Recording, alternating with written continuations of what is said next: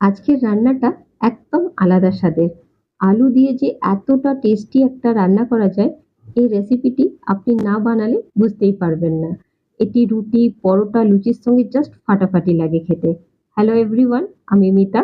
স্বাদের সফর চ্যানেলটিতে জানাই আপনাদেরকে অনেক অনেক স্বাগত। তো চলুন শুরু করা যাক আজকের একদম এই সহজ রেসিপিটি।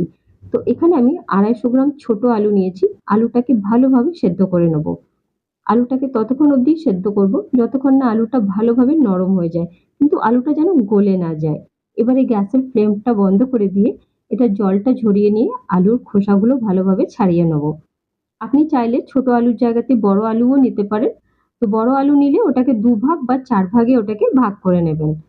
তো আলুটাকে সবসময় ছাল সমেতই সিদ্ধ করবেন। এটাতে কিন্তু যে রেসিপিটা হবে এর টেস্টটা কিন্তু আরো বেশি সুন্দর হয়। তো এখানে আমি সব আলুগুলো ভালোভাবে ছাড়িয়ে নিয়েছি। এবার আমি একটা মসলা তৈরি করব। তো প্যানেতে আমি দিয়ে দিচ্ছি 1 চামচ ধনে, 8 চামচ জিরে, 1 চামচ কালো সর্ষে আর সাদা সর্ষে মিশিয়ে, 1 চামচ মৌরি, 8-10 টা এখানে দিয়েছি আমি গোলমরিচ, একটুখানি মেথি, একটুখানি জোয়ান আর 2 টো শুকনো লঙ্কা। দিয়ে এটাকে ভালোভাবে লো টু মিডিয়াম ফ্লেমে রোস্ট করে এটা ঠান্ডা করে এটার একটা পাউডার তৈরি করে নেব। একদম ফাইন পাউডার তৈরি করব না, একটুখানি দানা দানা মতন পাউডারটা তৈরি করব। তো এটাকে সাইডে রাখছি, দিয়ে গ্যাসে একটা কড়াই চাপিয়ে দিচ্ছি। এবারে কড়াইতে আমরা 1 টেবিল স্পুনের মতন সর্ষের তেল দিয়ে দেবো। দিয়ে যে আলুগুলোকে আমরা ছাড়িয়ে রেখেছিলাম তার মধ্যে নুন, হলুদ, অল্প করে লঙ্কা গুঁড়ো দিয়ে এটাকে ভালোভাবে এটাকে মিক্স করে নেব যেন সব আলুর মধ্যে এই মশলাগুলো লেগে যায়। এবারে তেলটাকে ভালোভাবে গরম করে নিতে হবে। তারপরে যে আলুগুলো মশলা মাখানো আলুগুলোকে তেলের মধ্যে দিয়ে ভালো করে ফ্রাই করতে হবে যতক্ষণ না ওপরের লেয়ারটা একদম ক্রিস্পি ব্রাউন কালারের হয়ে যাচ্ছে। তো এখানে দেখুন এটাকে খুব ভালোভাবে আমি ফ্রাই করে নিচ্ছি। ওপরটা হালকা ব্রাউন কালারের হয়ে গেছে, একদম ক্রিস্পি। তো এই স্টেজে আমি একটা প্লেটে আলুগুলোকে তুলে রাখবো। এবারে এই কড়াইতে আমি আরো 1 টেবিল স্পুনের মতন তেল দেবো। এটাতে দিয়ে দিচ্ছি জিরে আর অল্প করে একটুখানি কালো জিরে। আর অল্প করে আমি এখানে দিয়েছি হিং। হিংটা অবশ্যই দেবেন। এটাতে কিন্তু ফ্লেভার আর টেস্ট দুটোই কিন্তু এনহ্যান্স করে। এবারে এখানে অল্প করে আদা আর কাঁচা লঙ্কা আমি কুচিয়ে রেখেছিলাম সেগুলোকে দিয়ে দিচ্ছি। এগুলোকে অল্প ভালো করে নাড়াচাড়া করে একটা বড় টমেটোকে আমি কুচি করে রেখেছিলাম। সেই টমেটোটাকে দিয়ে এর সাথে ভালো করে মিশিয়ে নেবো। এবারে এটাকে ঢাকা দিয়ে টমেটোটাকে ততক্ষণ অবধি কুক করব যতক্ষণ না টমেটোটা ভালোভাবে গলে যায়। টমেটোটা যেই গলে আসবে তো আলুগুলো যেগুলো ভেজে রেখেছিলাম সেই আলুগুলো দিয়ে টমেটোর সাথে ভালো করে মিক্স করে নেব।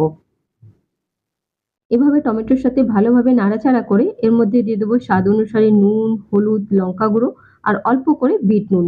নুনটা ভালো করে বুঝে দেবেন, কেন একবার আমরা আলুতে আগে নুন দিয়েছি সেই হিসাবে। এবার এটাকে ভালোভাবে নাড়াচাড়া করে যে মশলাটা আমরা গুঁড়ো করে রেখেছিলাম সেই মশলাটা এর মধ্যে দিয়ে ভালো করে আলুর সাথে মিশিয়ে নেব যেন প্রত্যেকটা আলুতে মশলার ভালোভাবে কোটিংটা হয়ে যায়।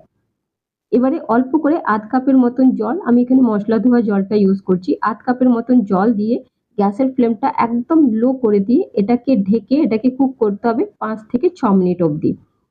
তো এখানে দেখুন 5 থেকে 6 মিনিট হয়ে গেছে। জলটা ভালোভাবে শুকিয়ে গেছে আর আলুটার মধ্যে মশলাগুলো ভালোভাবে অ্যাবজর্ব হয়ে গেছে। এই ঢাকা দিয়ে কুক করলে না যে এত যে মসলার ফ্লেভারটা আছে এটা আলুর মধ্যে ভালোভাবে অ্যাবজর্ব হয়ে যায়। আর আলুর মধ্যে মশলাগুলো খুব ভালোভাবে কোট হয়ে গেছে। এই স্টেজে আমরা গ্যাসের ফ্লেমটা বন্ধ করে দিয়ে ওপর থেকে একটুখানি ধনেপাতা দিয়ে দেবো। তো চলুন আমাদের তৈরি হয়ে গেছে আজকে মশলাদার আচারি আলু। তো এবার এটাকে পরিবেশন করে নেওয়ার পালা। তো এটাকে আজকে আমি ডিনারে বানিয়েছিলাম আর সঙ্গে বানিয়েছিলাম রুটি। রুটি, পরোটা, লুচির সঙ্গে এটা জাস্ট ফাটাফাটি লাগে। খুব ইজি একটা রেসিপি। আপনি ঘরে বানিয়ে দেখবেন, জাস্ট দুর্দান্ত লাগে খেতে। আর রেসিপিটি যদি আপনাদের ভালো লেগে থাকে তাহলে প্লিজ ভিডিওটিতে একটি লাইক করে দেবেন। নিজের বন্ধু-বান্ধবদের সঙ্গে শেয়ার করে দেবেন। আর যদি রেসিপিটি ভালো লেগে থাকে তাহলে প্লিজ আমার চ্যানেলটিতে যদি নতুন হন তাহলে চ্যানেলটিকে সাবস্ক্রাইব করে রাখবেন। দেখুন কত ভালোভাবে আলুটা সফট হয়েছে কিন্তু একদম ম্যাশি হয়ে যায়নি।